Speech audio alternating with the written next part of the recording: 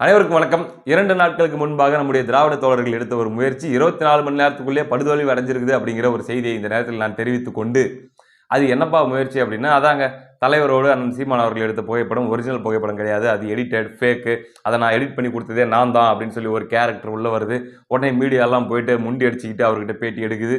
இப்படி பரபரப்பா ஓடிட்டு இருக்கு. எப்படியாச்சும் வந்து அந்த போட்டோ ஒரிஜினல் இல்லை அப்படின்னு சொல்லி நம்ம நிறுவிடணும் அப்படின்னு சொல்லி நம்முடைய கருஞ்சட்டை தோழர்கள் அரும்பாடுபட்ட அந்த நிகழ்வு இருக்குது இல்லையா, அதுதாங்க 24 மணி நேரம் கூட தாக்கு பிடிக்காம தோல்வி அடைஞ்சிருக்குது.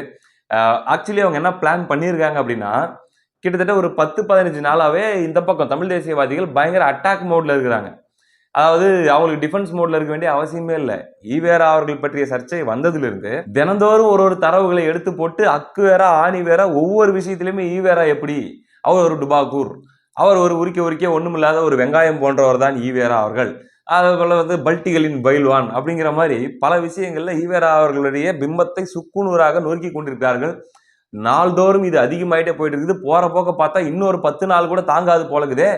இந்த பிம்பத்தை எப்படா நம்ம காப்பாத்துறது? அப்ப அட்டாக் மோட்ல போயிட்டு இருக்கிறவங்கள நம்ம டிஃபென்ஸ் மோடுக்கு எப்படியாச்சும் மாத்தணும். அப்ப நம்ம என்ன பண்ணலாம் அப்படின்னு பிளான் போடும்போது தான் இந்த போட்டோ சர்ச்சையை திட்டமிட்டு கிளப்பி விடுறாங்க.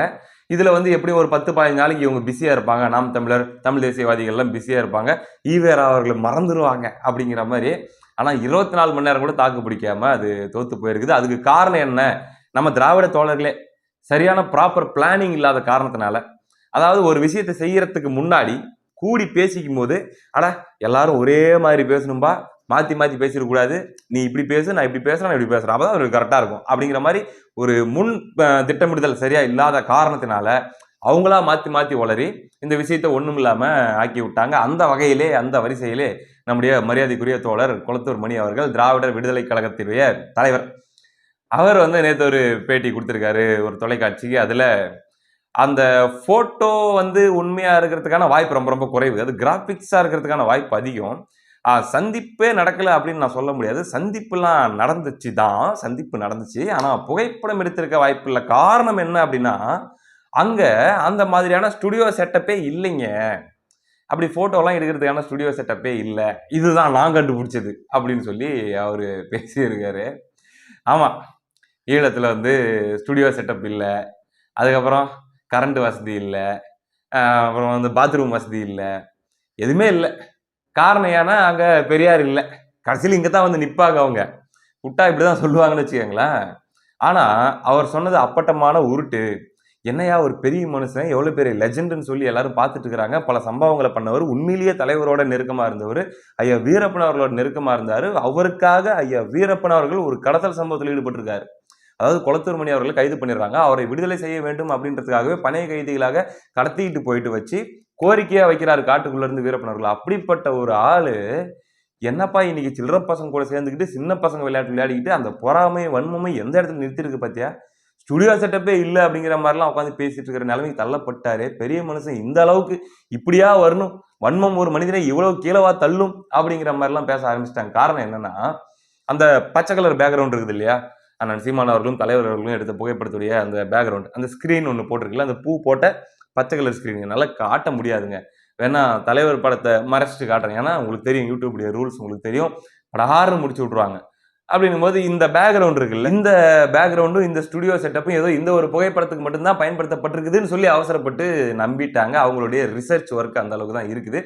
ஆனா உண்மையில் என்ன அப்படின்னா, இதே பேக்ட்ராப்ல இதே ஸ்டுடியோ செட்டப்ல எத்தனை புகைப்படங்கள் இதுக்கு முன்னாடி எடுக்கப்பட்டிருக்குது தலைவரோடு சேர்ந்து, மற்ற போராளிகள் எடுத்த புகைப்படங்கள், குரூப்பா எடுத்த போட்டோஸ்ன்னு சொல்லி எவ்வளவு எடுக்கப்பட்டிருக்குது அப்படின்னு சொல்லி அள்ளி விட்டுருக்குறாங்க. குவிஞ்சிட்டு இருக்குது அந்த புகைப்படங்களுடைய எண்ணிக்கை. அப்ப இந்த மாதிரி ஸ்டுடியோ செட்டப்பே இல்லை அப்படின்னு சொன்னீங்களே, அப்ப இது என்ன, அப்ப இது என்ன அப்படின்னு சொல்லி அதுக்கு முன்னாடி அல்லது வந்து அந்த காலகட்டங்களில் எடுக்கப்பட்ட பல்வேறு புகைப்படங்களை வந்து எடுத்து வெளியிட்டிருக்கிறாங்க. இதுல இன்னொரு விஷயம், இன்னொரு லாஜிக்கை கொண்டு வராங்க இந்த இடத்துல. அதாவது தலைவரும் அண்ணன் சீமான் அவர்களும் புகைப்படம் எடுத்துக் கொண்டிருக்கவோ அல்லது வந்து அவர்கள் சந்தித்து அல்லது வந்து நெருக்கமாக பழகி இருக்கவோ வாய்ப்பே இல்லைங்க. அந்த அளவுக்குலாம் சீமானுக்கு வந்து அங்க இம்பார்ட்டன்ஸ் எல்லாம் கொடுத்திருக்க வாய்ப்பு இல்லை. தலைவராகவே அவரை பார்க்க விரும்பினார், சந்திக்க விரும்பினார், அங்க வர விரும்பினார் அப்படின்ற அளவுக்குலாம் சீன் ஒன்றும் இல்லைங்க. இதுக்கான லாஜிக் நாங்க கண்டுபிடிச்சது என்ன அப்படின்னா, 2008 ஜனவரி பிப்ரவரியில தான் போய் சந்திச்சதாக சொல்றாங்க. பிப்ரவரி மார்ச் காலகட்டத்தில் சீமான் அவர்கள் புலிகளை பற்றியும் அல்லது வந்து போராட்டத்தை பற்றியும் தலைவரை பற்றியும் பேச ஆரம்பிச்சு அதெல்லாம் பயங்கரமா பரவனதே 2009க்கு அப்புறம் தாங்க எல்லாம் அந்த போரெல்லாம் முடிஞ்சதுக்கு அப்புறம் தான் பேச ஆரம்பிச்சாரு. அதுக்கு முன்னாடி எங்க லெஜெண்டுக்கு தான் பேசிட்டு இருந்தாங்க. அப்படின்னும் போது 2008 தொடக்க காலகட்டத்தில் எதுக்காக தலைவரும் அமைப்பும் வந்து சீமான் அவர்களை சந்திச்சு பேசணும், அவரை மீட் பண்ணணும், அவரை அங்க வர வைக்கணும்னு ஏன் அவங்க விரும்பி இருக்க போறாங்க? ஏதோ 10ஓட 11 இவர் போனாரு அவ்வளவுதான். அவங்களா அப்படியே இவரை வந்து கவனிச்சு முக்கியமான ஆளுன்னெல்லாம் கூப்பிட்டுருக்கிறதுக்கு வாய்ப்பு இல்லைங்க. ஏன்னா 2008க்கு முன்னாடி வரைக்கும் என்ன பேசிட்டாரு? சீமான் வந்து போராட்டத்துக்காக, விடுதலை போராட்டத்துக்காக, தலைவருக்காக என்ன பெரிய தாக்கத்தை ஏற்படுத்தினாரு அப்படின்னு சொல்லி ஒரு ஆர்குமெண்ட்டை இப்ப இந்த லாஜிக்கல யோசிச்சு பாருங்க. அப்ப வந்து எனக்கு அவ்வளவு மரியாதை செஞ்சாங்க, நான் அப்படி பார்த்துக்கிட்டாங்கன்னு சீமான் சொன்னது எல்லாமே பொய்ன்னு உங்களுக்கு புரிஞ்சிரும்னு சொல்லி ஒரு கேள்வி எடுத்து வைக்கிறாங்க. அதுக்கும் என்ன தெரியுமா பிரச்சனை நம்ம சொல்றது? ப்ராப்பர் பிளானிங் இல்ல. உங்களுக்குள்ள ஒழுங்கா டிஸ்கஷன் பண்ணிட்டு பேசுங்கன்னு பல தடவை கண்டிச்சிருக்கிறேன்.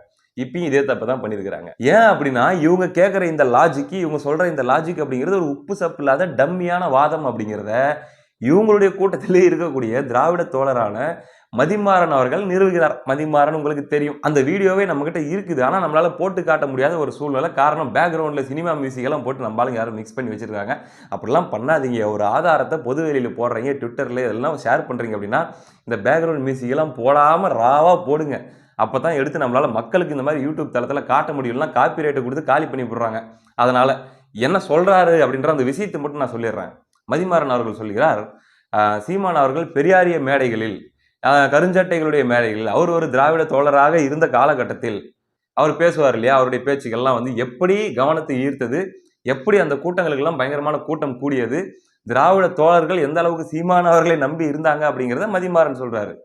அதாவது 2008க்கு முந்தைய காலகட்டங்கள், அண்ணன் சீமான் அவர்கள் ஈழத்துக்கு போறதுக்கு முந்தைய காலகட்டங்கள்லயே அவர் வந்து இந்த பெரியாரிய மேடைகள்ல பேசுவாராம். கடவுள் மறுப்பு கொள்கைகள் இருக்குது, பெரியாருடைய கொள்கைகள், பகுத்தறிவு கொள்கைகள், அந்த கொள்கை இந்த கொள்கை அப்படிங்கிறதெல்லாம் இருக்குது இல்ல. இதெல்லாம் பேசினா வியாபாரம் ஆகாதாங்க. இதெல்லாம் பேசினா பார்க்கறதுக்கு யாரும் வரமாட்டாங்களாம் பெருசா. 5 பேர் 10 பேர், அதாவது அங்கங்க கடையில மூலையில் நின்று டீ குடிக்கிறவங்க, அவங்க யாரா இவங்க கத்திட்டு இருக்கிறாங்க அப்படின்ற மாதிரி பார்த்துட்டு போறது. அந்த லெவல்ல தான் இவங்களுடைய கூட்டம் அந்த காலத்துல இருந்து இந்த காலம் வரைக்கும் இருக்குது. அது ஒரு பக்கம் இருக்கட்டும். ஆனா ஒரு குறிப்பிட்ட விஷயத்தை பேசுற கூட்டம், அதுவும் அண்ணன் சீமான் அவர்கள் கலந்து கொண்டு பேசுற கூட்டமா இருந்தா பறக்குமா. ஆதரவாகட்டும், அங்க கூடக்கூடிய மக்களுடைய எண்ணிக்கை ஆகட்டும், அப்படியே சும்மா அது பிரம்மாண்டமா இருக்குமா. அது என்ன அப்படின்னா அண்ணன் சீமான் அவர்கள் கலந்து கொண்டு தலைவரை பற்றியும் புலிகளை பற்றியும் அங்க நடக்கக்கூடிய போராட்டத்தை பத்தியும் பேசக்கூடிய பேச்சுகளுக்கு தான் பெரியாரிய மேடைகள்லயே பயங்கரமான வரவேற்பு இருக்குமா அந்த காலகட்டங்கள்ல. இதை நம்ம சொல்லல, மதிமாறன் அவர்கள் சொல்றாரு. பெரியாரை பற்றி பேசும்போது நடந்த கைத்தட்டுகளை விடவும் பிரபாகரனை குறித்து விடுதலை புலிகள் குறித்து அவர் பேசும்போது நடந்த கைத்தட்டு இருக்கு பாத்தீங்களா, அதுதான் அப்படின்னு சொல்லி 2008க்கு முந்தைய காலகட்டங்களிலேயே அண்ணன் சீமான் அவர்களுடைய பேச்சு இந்த ஈவராயிஸ்டுகளுடைய மேடைகளில் எந்த அளவுக்கு தாக்கத்தை ஏற்படுத்தி இருந்தது, பொதுமக்களுடைய கவனத்தை ஈர்த்திருந்தது அப்படிங்கிறதை அவர்களே சொல்லுகிறார்கள். அதற்கான வீடியோவே இருக்குது. அப்படின்னும் போது ஏன் வந்து 2008ல அங்க இருந்து இவரை கவனித்து கூப்பிட்டிருக்க முடியாது? கூப்பிட்டு ஏன் அவங்க வந்து அந்த அளவுக்கு அவரை விருந்தோம்பல் செஞ்சிருக்க முடியாது, கவனிச்சிருக்க முடியாது, பார்த்திருக்க முடியாது, புகைப்படம் எடுத்திருக்க முடியாது, சந்திச்சிருக்க முடியாது? எல்லாமே லாஜிக்கலா இருக்குது. நீங்களே சொல்றீங்களே. 2004ஆம் ஆண்டு அண்ணன் சீமான் அவர்கள் பேசின ஒரு காணொலி இருக்குதுங்க. தலைவருடைய பிறந்த நாள் நினைக்கிறேன். தலைவருடைய பிறந்த நாளோ மாவீரர் நாளோ அந்த நாள்ல வந்து அண்ணன் சீமான் அவர்கள் எவ்வளவு தூரம் இவங்க எல்லாருமே பாத்தீங்கன்னா அவங்களுடைய போராட்டம், அவங்களுடைய பிரச்சனை, அந்த மக்களுடைய விடுதலை அப்படின்ற மாதிரி தான் பேசுவாங்க. ஆனா அந்த காலகட்டத்திலே அண்ணன் சீமான் அவர்கள் எங்க தலைவர், எங்க மக்கள், எங்களுடைய போராட்டம், எங்களுடைய வாழ்வியல், எங்களுடைய விடுதலைன்னு சொல்லி அவர் தன்னுடையதாக அதை நினைச்சு இங்க இருந்து அதை பேசினதுன்றது தான் குறிப்பாக அங்கு தலைவரை கவர்ந்தது. அதை நேரில் பார்க்கும்போது கூட ஏன் இவருக்கு இவ்வளவு தூரம் நீங்க வந்து கவனிக்கிறீங்கன்னு கேட்கும்போது கூட தலைவர் சொன்னது, அவரு எல்லாருமே வந்து அவர்களுடைய போராட்டம்னு சொன்னாங்க. ஆனா இவர் மட்டும்தான் எங்களுடைய போராட்டம்னு சொன்னாருன்னு சொல்லி தலைவர் சொன்னதாக அண்ணன் சீமான் அவர்கள் ஒரு இடத்துல பதிவு பண்ணியிருப்பாரு. அதற்கான சான்று என்ன அப்படின்னா 2004 காலகட்டத்திலேயே அண்ணன் சீமான் அவர்கள் பேசிய ஒரு காணொலி இருக்குது. அதுல சொல்லும் போது அவர் எங்களுடைய தலைவர், எங்களுடைய போராட்டம்ன்ற வார்த்தையை தான் பதிவு பண்றாரு. அப்படின்னும் போது 2008க்கு முன்னாடி வரைக்கும் சீமான் என்னத்த பண்ணிட்டாரு, அப்புறம் எப்படி வந்து 2008ல கூப்பிட்டு அவருக்கு அவ்வளவு மரியாதை அங்க கிடைச்சிருக்க போகுது அப்படின்னு இவங்க வைக்கிற இந்த லாஜிக்கல் கொஸ்டினும் ரொம்ப பரிதாபகரமாக அடிபட்டு போயிருது. ஒரே ஒரு இடத்துலதான் நாங்க திருப்பி அடிக்கிறோம். அது இந்த உலகத்தாருக்கு பொறுக்க மாட்டேங்குது. ஒரு காலத்துல நாங்க தமிழர்கள் எல்லாம் ஒரு சின்ன குழு, ஒரு யூனியனுக்கு கொஞ்சம் பேர், ஒரு கூட்டம் அப்படின்னு நினைச்சிட்டு இருந்தாங்க.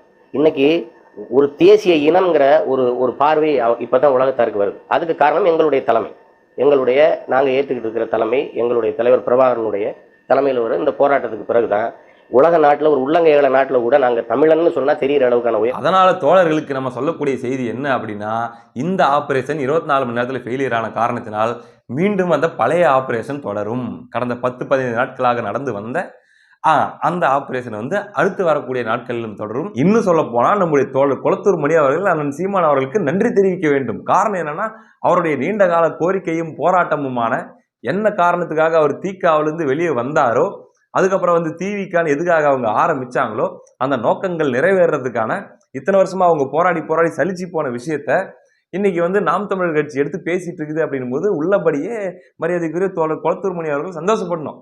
ஆனா தோழர், நீங்க கவலைப்படாதீங்க, உங்களால முடியாதத அவங்க முடிச்சு கொடுத்தாலும் முடிச்சு கொடுத்துருவாங்களே அப்படின்றதுதான் நம்மளுடைய இந்த நேரத்துல வந்து நம்ம அவருக்கு சொல்லக்கூடிய செய்தியா இருக்குது. அது என்ன அப்படின்னா, இந்த ஈவேரா அவர்களுடைய புத்தகங்களை வந்து நாட்டுடைமை ஆக்கணும். இதை வந்து வீரமணி அவர்களே காப்பிரைட் போட்டு வச்சுக்கிட்டு அவர் என்ன நினைக்கிறாரோ அதை மட்டும் வெளியே கொடுத்து வியாபாரம் பார்த்துக்கிட்டு இருக்கிறாரு. நம்மளால வந்து எது ஒன்றையுமே நேரடியாக ஆக்சஸ் பண்ண முடியல அப்படின்னு சொல்லி போராடி இருக்காரு. இதான் போராடினதுக்கான போட்டாவெல்லாம் இருக்குது பாருங்க. குடி அரசை தடுக்கும் அந்த குடியரசு என்ன அப்படின்னாங்க, இவங்க ஒரு புக்கு போட்டு என்ன ஈவேரா அவர்களுடைய கருத்துக்களை இவங்க போடுறாங்க, ஈவேராவுடைய பேச்சுக்களை. அதுக்கு வீரமணி அவர்கள் இவங்களை கேஸே போட்டாங்களாம். அதாவது நீங்க வந்து எனக்கு மட்டும்தான் காப்பிரைட் இருக்குது, ஈவேரா அவர்களை பத்தி அவர்களுடைய பேச்சுக்களை எழுத்துக்களை வெளியே விடுறதுக்கு விற்கிறதுக்கு எனக்கு மட்டும்தான் காப்பிரைட் இருக்குது, அது எப்படி நீங்க பண்ணலாம் அப்படின்ட்டு கேஸ் போட்டிருக்காருங்க மனுஷன். யார் மேல? கொளத்தூர் மணி அவர்கள் மேல. அப்போ வந்து போராட்டம்லாம் பண்ணியிருக்காங்க. வீரமணிக்கு கண்டனம், பெரியார் நூல்களை நாட்டுடைமை ஆக்குக அப்படின்னு சொல்லி அந்த ஆர்ப்பாட்டம் நடத்தின போட்டோவெல்லாம் இருக்குது பாருங்க. அந்த போட்டோவெல்லாம் இருப்பாங்க. அந்த ஆர்ப்பாட்டத்தில் கூட எழுதியிருக்காங்க பாருங்க, பெரியார் நூல்களை நாட்டுடைமை ஆக்குகண்ட அப்படின்னு சொல்லி. நீங்கள்லாம் இத்தனை காலமா போராடி ஈவேரா அவர்களுடைய நூல்களை பொதுவுடைமை ஆக்க முடியாத, நாட்டுடைமை ஆக்க முடியாத இந்த நிலையில வீரமணி அவர்கள் உங்களுக்கு இழைத்த இந்த துரோகத்திற்கும் சேர்த்து நீதி கேட்கும் வகையில் இன்று நாம் தமிழர் கட்சி போராடிட்டு இருக்குதுன்னு கூட நம்ம சொல்லலாம்ல. ஏன்னா அவங்களும் அதுதான் வைக்கிறாங்க, ஆதாரத்தை காட்டணும்னு எல்லாத்தையும் நாட்டுடைமை ஆக்குன்ட்டு. அதனால சந்தோஷப்படுங்க தோழர் அப்படின்றத இந்த இடத்துல கூடுதலா சொல்லிக்கிறோம். இதுல அந்த திராவிடர் கழகத்தை விட்டு ஏன் வெளியே வந்தாரு தோழர் கொளத்தூர் மணி அப்படின்றதுக்கான காரணமும் நான் சமீபத்தில் படிக்க நேர்ந்தது. அதை இந்த இடத்துல நான் படிச்சு காட்டணும் அப்படின்னு ஆசைப்படுறேன். என்ன சேட்டை பண்ணியிருக்காரு வீரமணி அவர்கள், எதுக்காக வெளியே வந்தீங்கன்னு கேட்கும்போது சொன்ன பதிலாங்க இது கொளத்தூர் மணி அவர்கள். தலைமையின் போக்கு தான் காரணம். நான் சொல்வது தத்துவ தலைவர் அல்ல, நிர்வாக தலைவர். நான் ஈவேராவை சொல்ல, இந்த வீரமணி மானமிகு ஆசிரியரை தாங்க சொல்றேன். தலைமையை புகழ்தல் என்பது ரொம்ப அதிகமாக போயிடுச்சு. யார் புகழ்லையோ அவங்களெல்லாம் எதிரிகள் அப்படின்ற மாதிரி பார்க்க ஆரம்பிச்சிட்டாங்க. பார்த்தீங்களாங்க இந்த மானமிகு ஆசிரியர் பண்ண சேட்டையை? அதாவது அவரை புகழாதவங்களெல்லாம் எதிரியாக பார்க்க ஆரம்பிச்சிட்டாங்களாம். தொடக்க காலத்தில் தோழர் திருவாரூர் தங்கராசு, தோழர் வீரமணி என்று தான் சோரட்டுகள் அடிப்போம். ஆரம்பத்துலலாம் அங்கே தோழர்னு தான் சொல்லுவாங்க வீரமணி அவர்களை. அதுக்கப்புறம் மானமிகு என்ற சொல்லை சொல்ல சொன்னார். என்னை வந்து வெறும் தோழர் வீரமணின்னு சொன்னா எனக்கு ஒத்துக்க மாட்டேன், மானமிகு தோழர் வீரமணின்னு சொல்லணும் அப்படின்னு சொன்னாரு. சரி இருந்துட்டு போட்டோம், சரி 6 ரூபாய் அப்படிங்கிற மாதிரி மானமிகு வீரமணி என்று நாங்கள் போட்டோம். அதோடு நிறுத்தினார்னா இல்லை, தமிழர் தலைவர் என்று தான் போடணும் அப்படின்னு சொன்னாங்க. நாங்க அப்படி போடாம மானமிகு என்று மட்டுமே போட்டோம். மானமிகு அப்படின்னு மட்டுமே நீங்க போடுறது எங்களுக்கு மானக்கேடா இருக்குது, எங்களுக்கு 10 சொல்லி பிரச்சனை பண்ணியிருக்காருங்க. ஒரு கட்டத்தில் கூட்டங்களில் பேசும்போது அவர் பெயரை கூட சொல்லக்கூடாது என்று சொன்னார்கள். பார்த்தீங்களா? அதாவது மானமிகு வீரமணி, மானமிகு ஆசிரியர் வீரமணியின் பெயரை சொல்லக்கூடாது. அதற்கு கணவன் பெயரை மனைவி சொல்லக்கூடாது என்பதை மூட நம்பிக்கை என்று கண்டிக்கும் நாம், தலைவன் பெயரை தொண்டன் சொல்லக்கூடாது என்பதில் என்ன நியாயம் இருக்கிறது என்று கேட்டோம். இப்படிலாம் நீங்க சொன்னீங்களா சொல்லலையா? நான் படித்தேன், இப்படிலாம் நீங்க சொன்னதாக சொல்றாங்க, சொன்னீங்களா சொல்லலையான்ட்டு ஒரு விளக்கம் கூட கொடுத்துருங்க. ஒருவேளை நான் இல்லை எங்க மானமிகு ஆசிரியரை பத்தி நான் அப்படிலாம் பேசலாம் அப்படின்னு கூட நீங்க சொல்லிக்கங்களா. இதெல்லாம் வந்து நடந்துச்சாங்க அவங்களுக்குள்ள. மானமிகு ஆசிரியர் அப்படின்னு நிறுத்திடணும், மானமிகு ஆசிரியர் வீரமணின்னு சொல்லக்கூடாதுன்னா கூட பிரச்சனை பண்ணிருக்காங்க. இப்படியான சேட்டைகள்லாம் பண்ணி ஒரு கட்டத்தில் எங்களால் தாக்கு பிடிக்க முடியாதுதான் இந்த திராவிடர் கழகத்தை விட்டு வெளியே போனோம். இவங்க என்ன நோக்கத்துக்காக, என்ன கொள்கைக்காக அந்த இயக்கத்தை ஆரம்பிச்சாங்களோ அதை அப்படியே குழியில போட்டு தள்ளிக்கிட்டு இருக்கிறாங்க. அதாவது இவங்களுக்கு எல்லா கட்டமைப்பும், பண வசதியும், பொருளாதாரமும் எல்லாமே ஈவேரா அவர்கள் விட்டுட்டு போனாரு. அதெல்லாம் படுகொலிக்கு தள்ளிட்டாங்கன்ற கோவத்திலையும் ஆற்றாமலையும், ஈவேரா அவர்கள் என்ன உங்களுக்கு மட்டும் அவருடைய எழுத்துக்களும் பேச்சுகளும் என்ன பட்டா போட்டு கொடுத்துருக்குதா, நாங்களாம் ஏன் பேசக்கூடாதா, எடுத்து வெளியிடக்கூடாதா அப்படிங்கிற கோபத்திலையும் வெளியே வந்து போராடி கொண்டிருக்கும் கொளத்தூர் மணி அவர்களுடைய அந்த நியாயமான போராட்டம் வெற்றி அடைவதற்கு ஒரு வகையில நாம் தமிழர் கட்சி இன்னைக்கு கிளப்பிட்டு இருக்கிற இந்த பிரச்சனைகளும் காரணமா இருக்குது அப்படின்னு நீங்க நினைச்சுக்கலாம்ல தோழர். இல்லைன்னா எதுக்கு நமக்கு தனி இயக்கம், அதெல்லாம் ஒன்றும் பிரச்சனை இல்லை, அதெல்லாம் நாங்கள் இப்போ விட்டுட்டோம் அப்படின்னு நீங்க சொல்றதா இருந்தா பழையபடி அந்த இயக்கத்தை கழிச்சுட்டு மறுபடியும் போய் தீக்காலே சேர்ந்துருங்க. அப்படி இல்லைன்னா கப்பு சிப்புன்னு இருங்க, உங்களுக்கும் சேர்த்து தான் நீதி கேட்டுட்டு இருக்கிறாங்க என்பதையும் இந்த நேரத்தில் தெரிவித்துக் கொண்டு, ஈரோடு இடைத்தேர்தல் பரப்புரை மேடைகளிலும் கூட அது எதிரொலிக்கும் என்று நாங்கள் கேள்விப்படுகிறோம். அதனால தயாராக இருங்கள். நான் ஏற்கனவே சொன்னது போல மீண்டும் இந்த காணொலியில் சொல்கிறேன். அடுத்த காணொலியில் நான் சொல்வேன். என்ன அப்படின்னா, உங்களுடைய ஒட்டுமொத்த எனர்ஜியும் இப்பயே கத்தி வீணாக்கிறாதீங்க. 1 மாசத்துக்கு சேர்த்து வைங்க.